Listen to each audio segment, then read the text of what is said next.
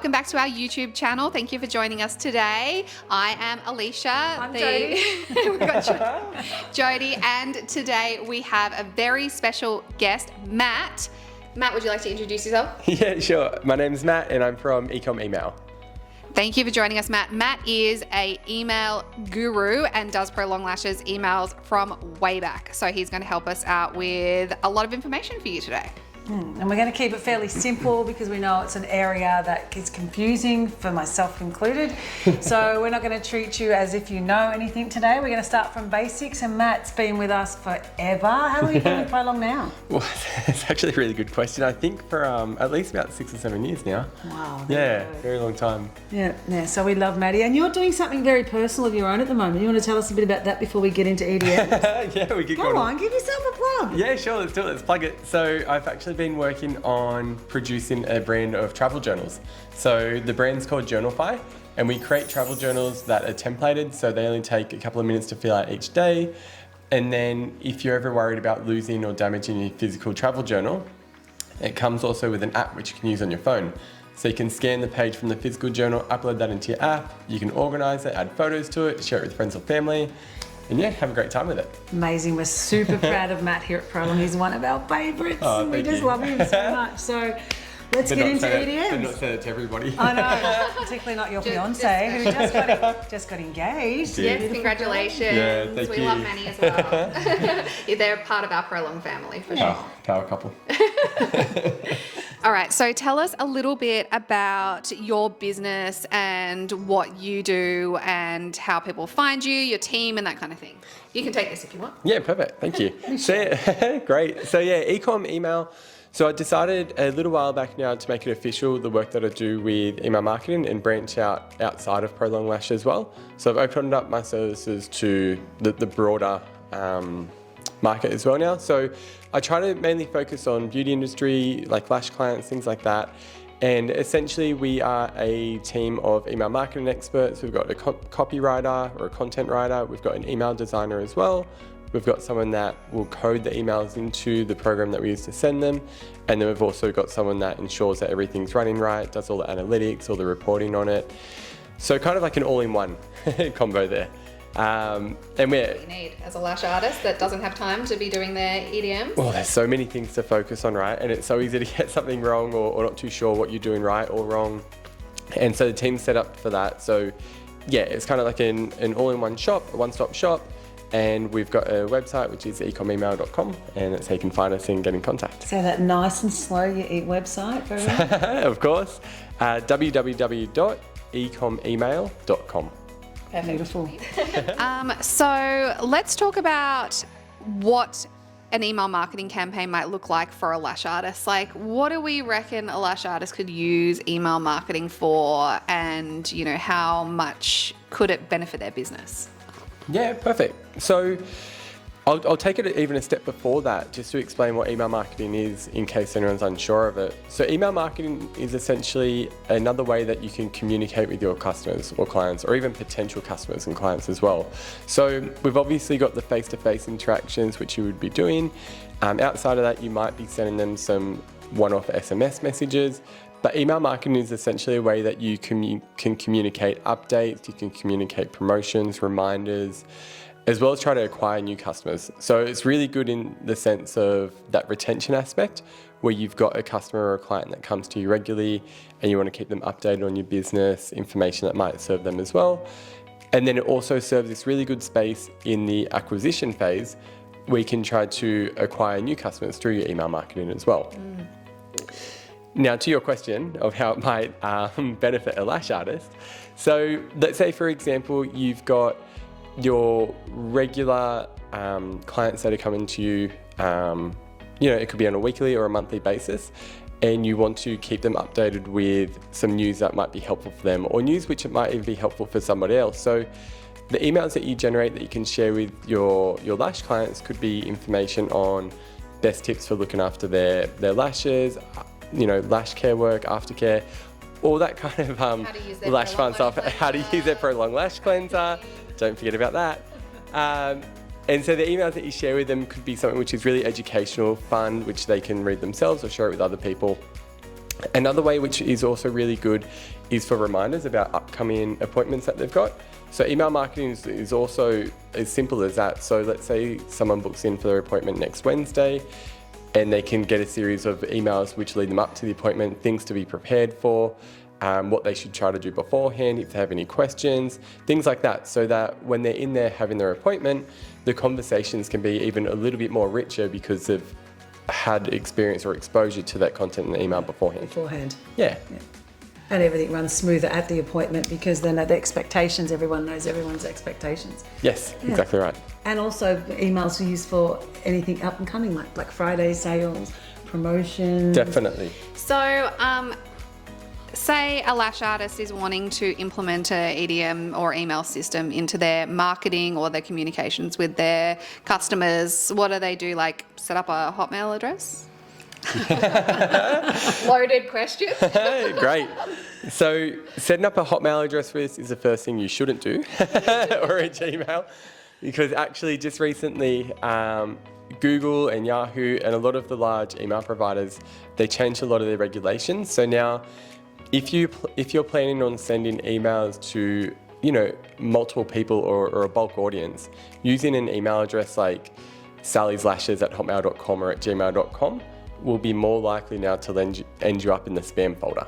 So if you are serious about email marketing, then we always recommend doing it from a domain name. So a domain name would be the website. So let's say, for example, your website is Prolong Lash, so prolonglash.com or prolonglash.com.au, right? Wow. What a coincidence. How'd you know? Funny coincidence. You probably made that website. Actually, I think we did. You did. I think I did. Originally, you did. And then the send-in domain from that would be info at. So info at prolonglash.com.au or hello at, whatever it may be, but ensuring that we've got that domain connected to it. So that's one way. Bit of credibility, Yeah. exactly right. And that's what they're trying to do. So to prevent as many spam emails entering people's inboxes. So back to your question. So where does somebody start from? So let's say you've got an online presence, so you've got a simple website perhaps. Now, you've got a couple of options. One option is MailChimp, which is one of the most popular options out there. MailChimp's really great, it integrates with a lot of websites. If you're more serious about your email marketing, and the one tool that I recommend, which is the gold standard in email marketing world, is called Klaviyo. And within that tool, it's got so many different functionalities and it's very customizable. For somebody that is a professional at doing email marketing, it's an amazing tool. For somebody that's just starting and they don't really know anything about it, it's also a really great tool because they've got a ton of resources. It's very easy to pick up and you have to play with it. You can't break anything either. It's very simple to use and they've also got this really amazing support. And the reporting and analytics comes through all the time. Oh, yes. Emails we would get to, we're with Klaviyo, just They are. letting you know because we were set up by a professional. I get emails once or twice a day saying, hey, you're doing this, hey, this is going on, this is coming up, you should get involved with this. Like their email campaigns to us are fantastic. They are really good. They are. And we'll talk about Definitely metrics. Definitely. And we'll talk about metrics in a moment. But one thing that they do is that they will send, as Jodie was mentioning, updates, might be a daily or a weekly basis on how some of those metrics or performance indicators are going at the moment. Yeah. Which we'll touch on please. shortly. All right. So something that is important is making sure that you get hitting the right audience. Yes. That your emails are going to the right audience. So Yes. let's talk about that ever exclusive area of email segmentation. Let's tell us about it. Who do we send it to and why? Perfect. Okay. So if you could imagine that you've got 5 different services on your website. Okay. And in their own way, they're all quite distinct from one another. And you might have your ideal customer that takes up the first 2 services, someone takes up the next 2, and you've got this other ideal customer that takes up that 5th service. So depending on which customer we're talking to, the emails that you create are ideally going to be speaking to either one of those customers in whichever service it is that they're taking up. So for example, if you're at a pet store and you're buying dog food, you wouldn't want to start receiving emails about the cat food promotions that they've got. We would hate that. You would hate that, right? It'd be a nightmare. Yeah, you don't want cat emails. Full stop. You just don't want them anyway. So that's, in a nutshell, that's essentially what segmentation is. So it's tailoring your emails specifically for the person that's going to be receiving them so that you don't try to treat everybody with the same paintbrush. And so one of the biggest mistakes actually that you could make with email marketing is assuming that your entire audience wants to hear the same message or deserves to hear the same message. So segmentation is a really powerful thing. It's a complicated word to say, but it's actually much simpler than what it is, because within Klaviyo, for example, you can actually see your user's behavior. So it could be your client's behavior, for example. So does this person come in weekly, monthly, yearly? Have they only come in once over the last 5 years?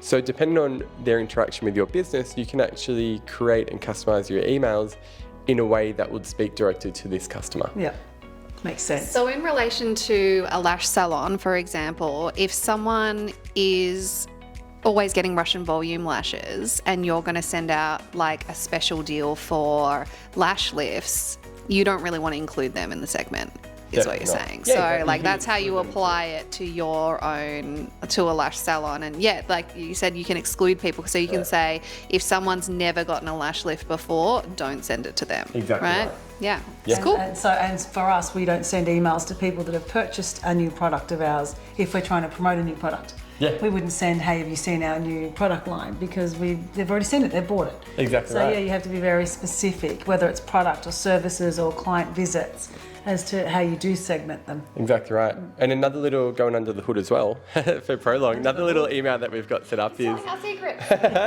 let's say someone hasn't interacted with the business for a while, they've purchased previously, but it's been quite a while.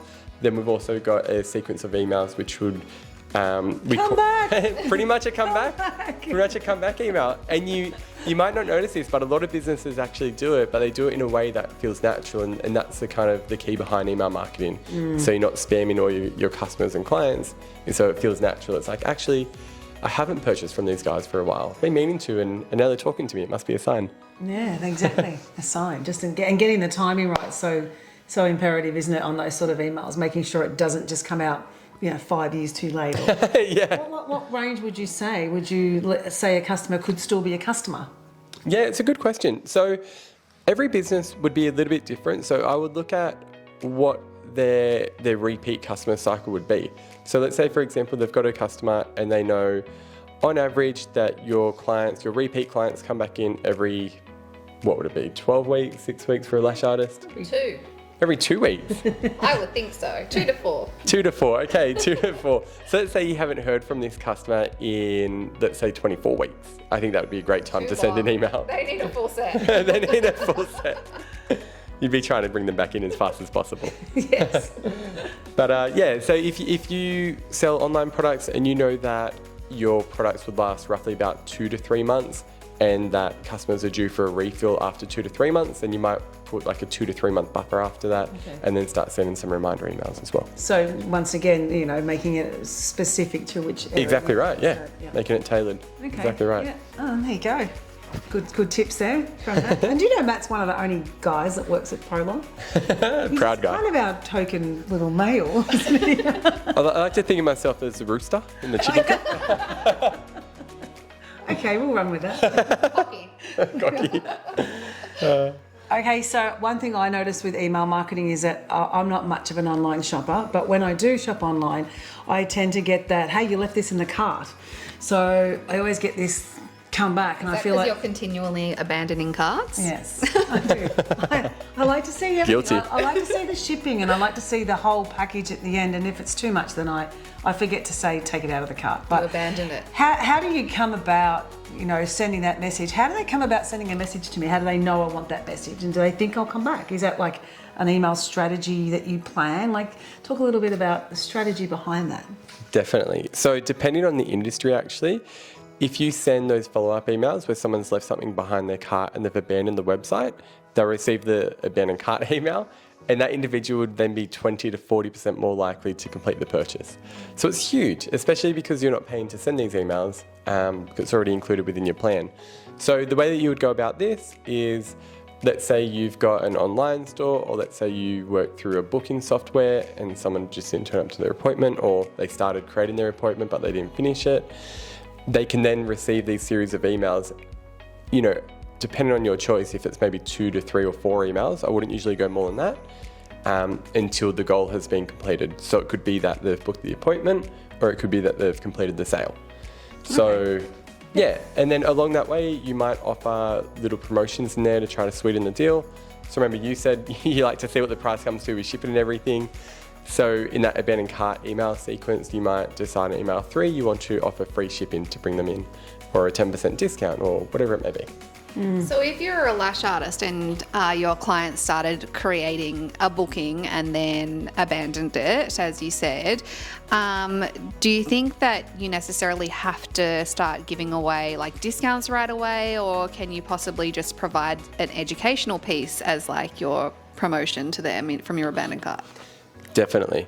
So I think the key to that would be to test. So if it was your first inclination or choice to send them more informational content first, then I think go for that. Send them 2 to 3 bits of information that you think might be helpful for their decision to make the appointment.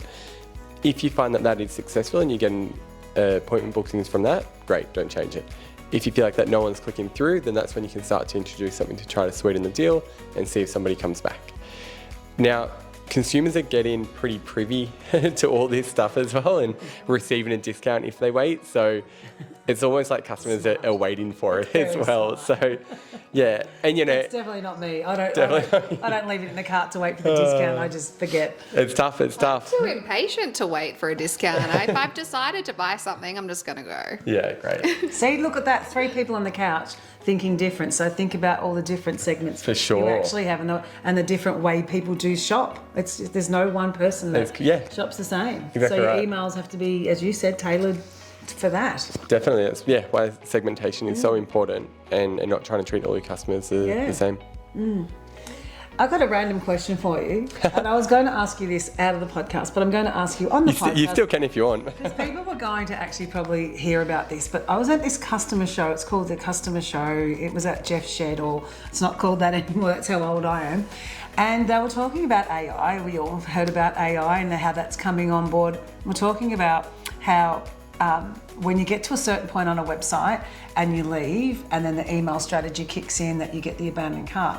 There's a new, I can't remember the name of it, which is really bad, but a new system where when you get to the abandoned cart and you're mousing to leave, that this system shoots through a feedback form on the spot and says, hey, where are you going?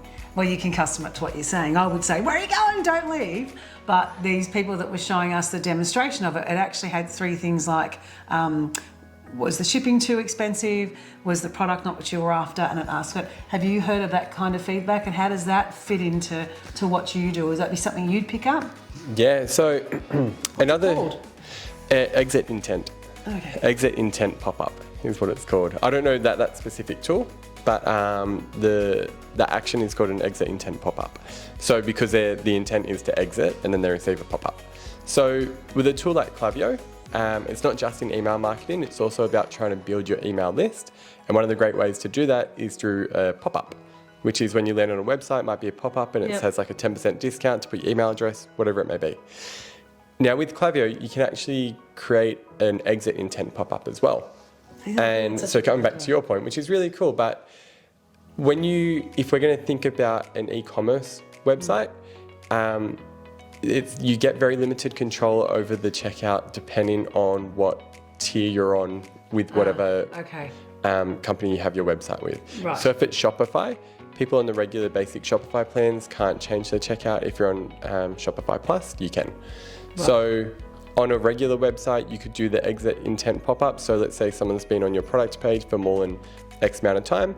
If they hover their mouse towards the exit part of the screen, they'll receive a pop-up and you can have that ask whatever you'd like. So it might be, hey, where are you going? You might put 3 little questions in there, like you mentioned before. I like that. I like the idea of But implying it at the checkout's really good. Yeah. It would just be limited to who can do that, unless this tool has a way to get to checkout. Yeah, I think this tool they were talking about yesterday, the other day, was an actual app. That is installed as a widget or into your website. I mean, I've only just bought the booklet back. I just thought it was fabulous to actually know when people are online and coming offline why they've left. feel like everyone wants to just get to your checkout page now just so they can give you some feedback. Yeah, I know.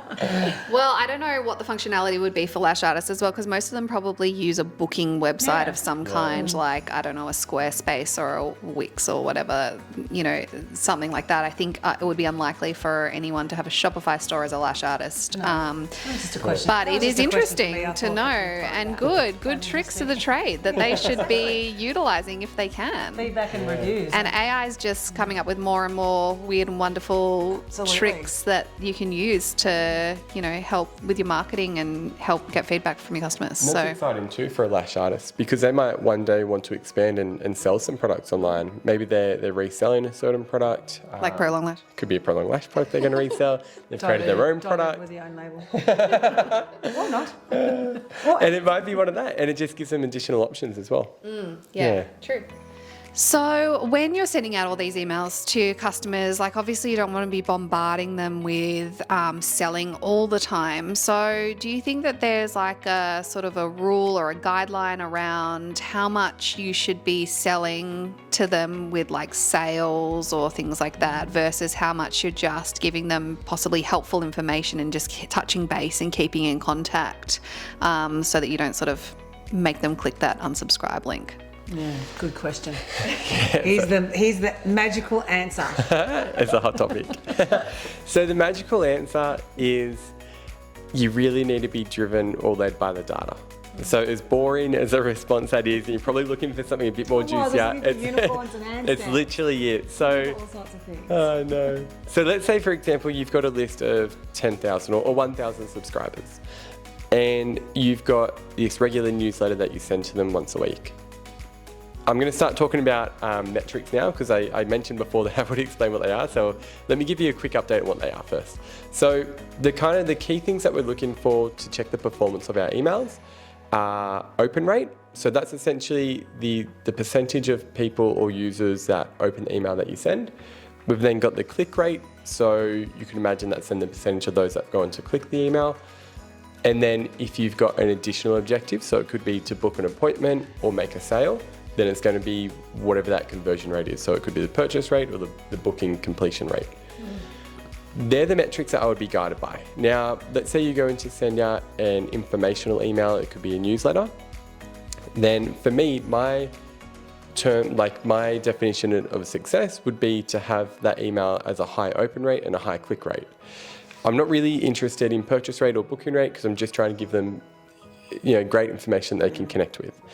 Now, if I had a sale on or a promotion on, I'm interested in how many people are clicking and opening the email, but I really want to know how many are going to convert and make that sale, right? So now, depending on what your baseline would be, so it's hard to know your baseline if you haven't been sending emails for a while now. So after you've been sending emails for a few weeks or a couple of months, you start to understand what your average open rate and click rate, purchase rate or booking rate will sit at.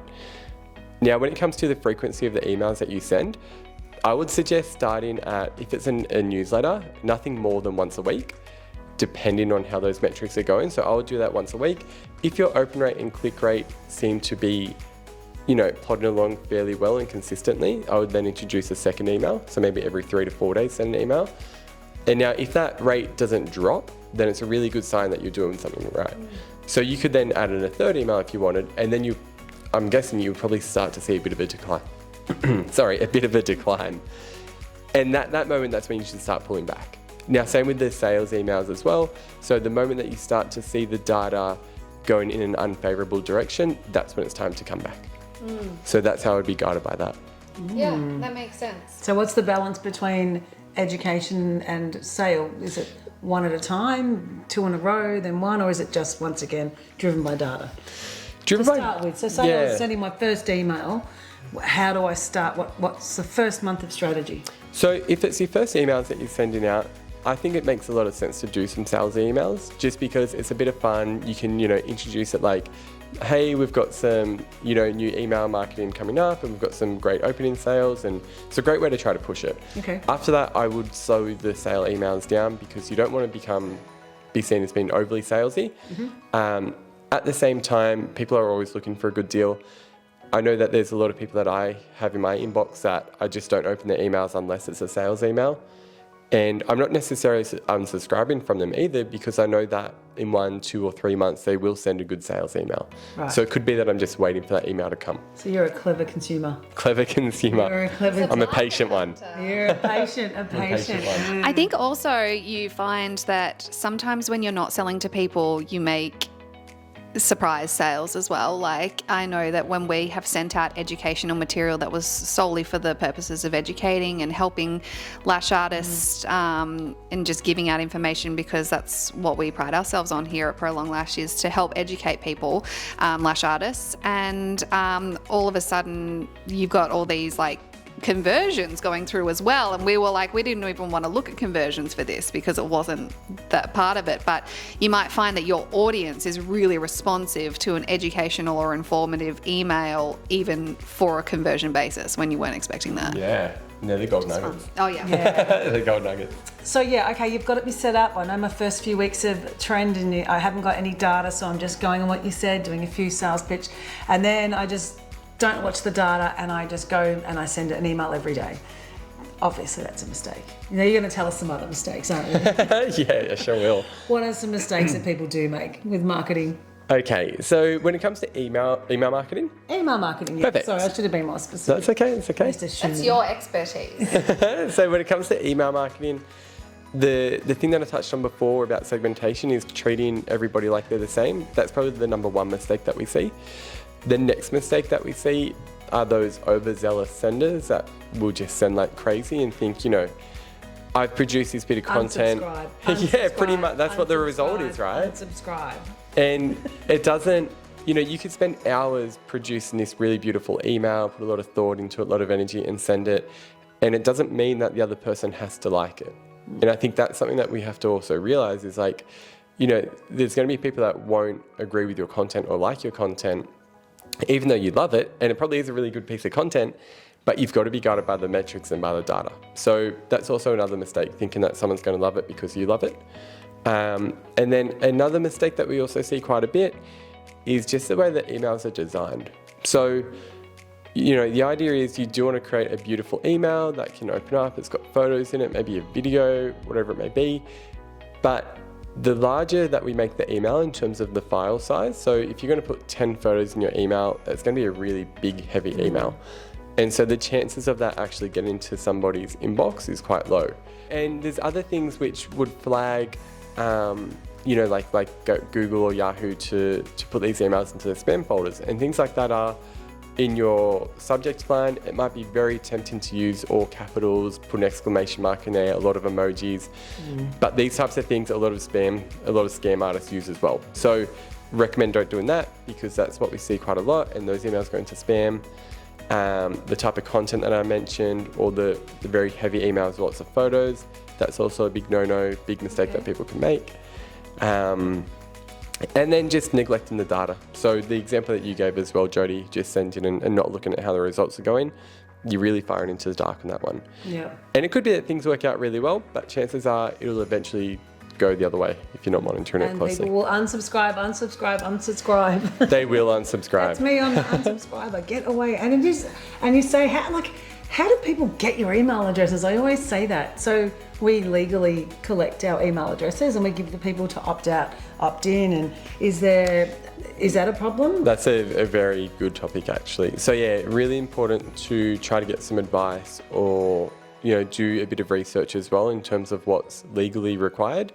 So for example, like the laws in Australia are quite different to the laws in the EU when it comes to collecting personal identifiable information, so PII data. So I really recommend being as safe as you can with that. Be overcautious. Yeah. So Prolong actually is a really good example of this, of a company that they ensure that they've got their privacy statements attached anywhere that you're going to leave your email. If you're leaving your phone number as well for the SMS marketing, they've got their own separate caption as well that speaks about how they'll handle the data, and, you know, that they're not selling your data off and things like that. So it's really important to make sure that you've got all those parts kind of ticked off on your list, because you can get in some serious trouble later on. Is there an easy place for someone to go that's just starting out? So I've just started out, opened my salon, want to do an EDM campaign. Oh shit, I should look at the policies. Is there somewhere, sorry, I just swore then. Is there somewhere that you can actually look for that, like a link or a website where you can just go to very easily and just see something about that to get you started? Yeah, to get you started, it's funny, I was going to say you can actually use ChatGPT to point you in the right direction. So I wouldn't copy and paste it from ChatGPT, but it's got a lot of really good resources within there which will point you in the right direction for whichever agency you need to seek advice from, whether it's in Australia or another country. There you go. The other thing is, if you're using a good email system like Klaviyo, and I don't know about MailChimp, you'll probably know more than me, but they do usually have recommendation of, what you should put on, like when you're creating the pop-up on your website or the newsletter like opt-in form on your website, they will usually have a recommendation of the disclosure that you should put on there. Yes, which exactly right. I think theirs is probably fairly safe to use. Good, definitely good to use their one, because they are overcautious as well, dealing with so many people. So Is Klaviyo expensive? Like, what are we talking about? Is MailChimp used because it's a little bit less expensive and Klaviyo is the next step? Like, what sort of pricing would you be looking at to set up an email? So MailChimp is much more economic than Klaviyo, but Klaviyo's got a lot more capabilities built in within it. But I'm just starting out. You're just starting out. Just starting out. If you're just starting out and you've got less than 250 subscribers, then Klaviyo is free. Oh, okay. You are really pushing Klaviyo. I love Klaviyo. Prolong do not endorse. I should. I'm actually a Klaviyo partner. But There we but go. no, MailChimp also has a really good free plan too. If you are just starting out, and email marketing is something that you probably just want to try to do yourself and you're not overly serious about it, but you know that you've got some education about you with how to send emails and you just want it to kind of plod along and do well, then the MailChimp would be great. Okay. Really, like if you want to try to take your email marketing to the next level, if you have an e-commerce website, Klaviyo would be the gold standard for sure. Okay, Yeah. so basically, but definitely for starting out, MailChimp would be fine. But the Klaviyo do have free options. So do your research. I think what Matt's saying is do your research and understand how big you want to be, how quick, and how professional you want it to look, how quick. Definitely. Yeah. What about automations? So say your clients come in, they've gotten their set of lashes done, they go home and you want to send a follow-up in a couple of days. I mean, back when I was doing lashes at my house once upon a time, I used to literally text every single client that came in a couple of days later, how'd you go, whatever. Like, can you set something up so that you don't have to do that? You just do it once and then it sends to every person that comes through. Like, what's the process with an automated email rather than you setting up a campaign that you're sending out to specific segments? Yeah, perfect. So both tools are actually really good for that. So you could achieve that with both MailChimp and Klaviyo. Depending on how much automation you want to include, there will be some limitations on that free plan. I know that Klaviyo's free plan is a lot more generous than the MailChimp free plan for that. But it's quite simple and straightforward to set up, depending on how you're collecting your customer data. So if you're using what's known as like a CRM, like a client relationship manager software or tool, then you would need to see if that's got an integration to MailChimp or Klaviyo. Right. Klaviyo, it's likely there would be. MailChimp, it's likely you'd have to go through a third party to connect it to it. Or the other option is that you upload, getting very technical now, you can upload your customer list to whichever email platform you're going to be using. And then from there, that's when you can start to send or set those automation emails as well. But exactly how Alicia described it. So depending on the platform that you're going to be using, you just need to see if it's got an integration with where you keep all of your customer data. So, and then in terms of setting that up, it's pretty much as simple as what Alicia explained before. So let's say someone has come in for an appointment, you can then schedule an email to be sent X amount of days after that to check in on them, see how they went. If they've got an appointment booked in 2 months' time or 2 weeks' time, you can also schedule emails. Not schedule emails, you can have emails automatically set up to send X amount of days before those appointments to remind them about it. So is there any other information that you think a lash artist would find helpful about email that, Jodie and I don't know about either, so we haven't asked you about it. You tell us. Yeah, so I think if you can remain as curious as possible, that would be the best thing to do, because with curiosity you can then look at some amazing resources on YouTube. There's some fantastic videos for people that people have set up for how to use MailChimp, use Klaviyo as well. Even on the Klaviyo website, they've got these incredible resources to go through. They've got these short courses you can do, which are all free, and they just teach you how to use the tool. And you can always reach out to us as well at ecomemail.com. More than happy to help, and obviously obligation free to have a chat if you'd like. But even, if you want to, but even before that, I think just being curious, doing your own research, having a look through Google, because it's actually surprising how many people are in the exact same situation as you right now, that they're unsure of the answers. And whenever you're unsure of something, it always looks much scarier than what it is. But then once you get to the other side of the fence, you realise that it's not that bad after all. So just keep that in mind. We always say this in our podcast: don't be scared to ask, don't be scared to call, don't take up that offer like Matt's offered. Take it up, ring up. I'll be ringing him because he said it's free. So and lots of our clients are in the US. Lots of our customer base are in the US as well. So is this applicable for them as much as it is for our client base in Australia? Yeah, definitely. So all of the tips that I've mentioned would be applicable to both, and as well as contacting us as well. We would find times that would work both for both parties. Fantastic. I mean, most of our clients are in the US, and we use Klaviyo as well. So clearly it works over there. Exactly fabulous. Right. So, Matt, thanks so much for joining us today. I think that was really great, really casual, and taking it back to basics. I think it's really good to hear the basics of marketing and email marketing. And as you grow, the marketing grows with you, and your database grows, and your effectiveness grows. So, next step is, once you've started your basics, get in contact with Matt and his crew, and then they can take over the whole picture for you. Isn't that right? Yeah, sounds great. Well, thank you so much for joining us today, Matt. If you liked our video, please give us a thumbs up and subscribe to our YouTube channel. Of course, you can find us on Instagram, Facebook, and TikTok. And if you want to buy Prolong Lash, you can go to www.prolonglash.com and .au for Australia. And we promise we won't send you an email marketing campaign on that. No, we don't. If you tick the box, we will send you one. Thanks, guys. Thanks, guys. Thank you. Take care.